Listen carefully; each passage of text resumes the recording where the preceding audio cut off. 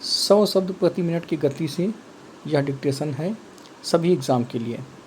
महोदय, भारत ही नहीं सारी दुनिया आज विज्ञान और प्रौद्योगिकी के द्वारा लाए गए परिवर्तनों के कारण महान परिवर्तनों की ड्योढ़ी पर खड़ी है। इन चीज़ों ने लोगों के जीवन को बदला तो है, किंतु केवल ऊपरी तौर पर।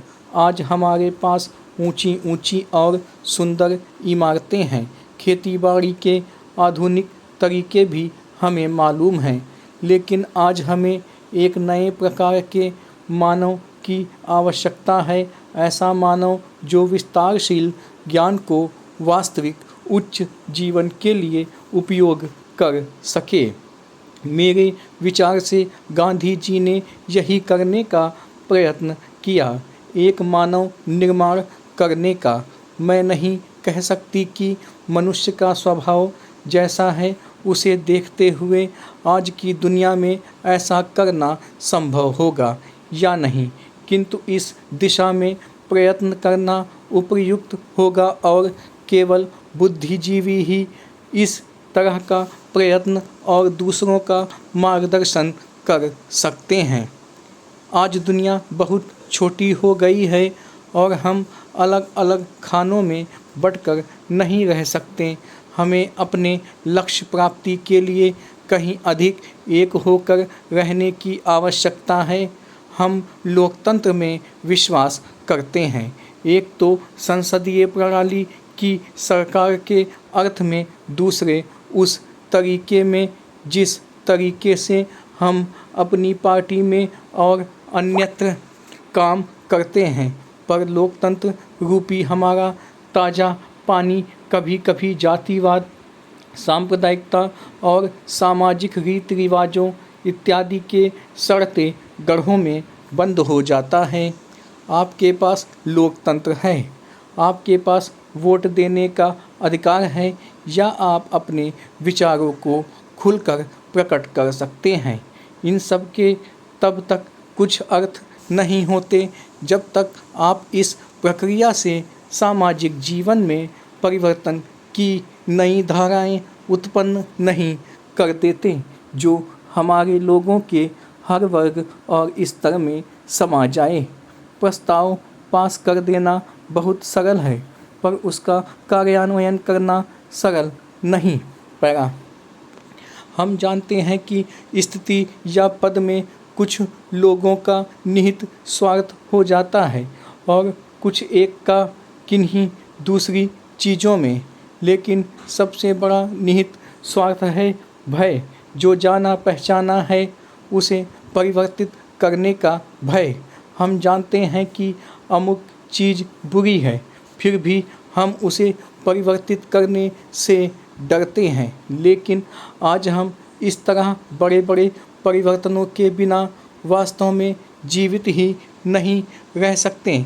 हम परिवर्तन लाएं कैसे? हम लोगों को इस बात का कैसे विश्वास दिलाएं कि परिवर्तन आवश्यक है?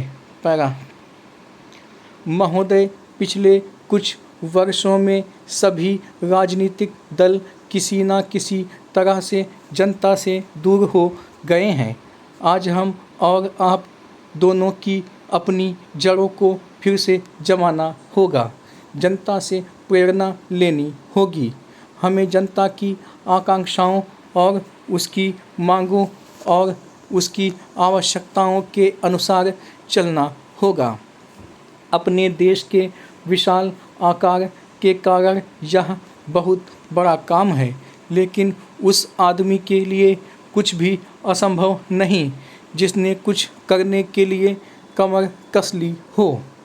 कुछ देशों में लोग चढ़ने के लिए पहाड़ों की ऊंची से ऊंची चोटियों की तलाश में रहते हैं ताकि उनके मन और काम की चुनौतियों का समाधान हो सके। कुछ दूसरे छोटी छोटी नावों में सागरों और महासागरों को पार करने के लिए निकल पड़ते हैं। ये सब असाधारण उद्यम हैं, किंतु हमारी चुनौतियां तो हमारे दरवाजे पर ही दस्तक दे रही हैं। हमें ऊंचे ऊंचे पर्वतों पर या गहरे सागरों तक जाने की आवश्यकता नहीं। हमारे हर गांव में गरीबी है और घर घर में जात पात है। ये वे पर्वत हैं जिन पर हमें चढ़ना है और ये वे महासागर हैं जिन्हें हमें पार करना है। मुझे मालूम है कि हम में वह शक्ति है। मैं जानती हूँ कि इसमें क्षमता है, केवल प्रश्न है करने का, और मैं आशा करती हूँ कि यह सम्मेलन उस दिशा में ले जाने वाला एक छोटा सा कदम होगा। आदमी के चंद्रमा पर पहुँचने के बाद किसी ने कहा था कि वह कदम रखने वाले के लिए छोटा सा कदम है, किंतु मानव जाति के लिए बहुत बड़ा कदम है। अतः मेरे विचार से आप कह सकते हैं कि आपके लिए यह छोटा कदम होगा, लेकिन यदि आप सफल हुए तो भारत के लिए यह महान कदम होगा। मैं आशा करती हूँ कि आप इसे ध्यान में रखेंगे और दूसरों में उत्साह पैदा कर सकेंगे, क्योंकि किसी भी तरह की उपलब्धि के रास्ते में सबसे बड़ी बाधाओं में से एक है हमारे बुद्धिजीवियों, हमारे पत्रकारों इत्यादि में व्याप्त अविश्वास या संदेह वृत्ति। इस बाधा को हटाना होगा। हमें अपने उत्साह को पुनः स्थापित करना होगा और उससे उत्पन्न होगा वह साहस, धैर्य और संकल्प शक्ति जो उन बहुत सी चीज़ों को प्राप्त करने के लिए आवश्यक है, जो हमें प्राप्त करनी ही चाहिए। जब कभी राजनीतिक जीवन और बौद्धिक जीवन में निकट का संबंध रहा है तो दोनों को लाभ पहुंचा है।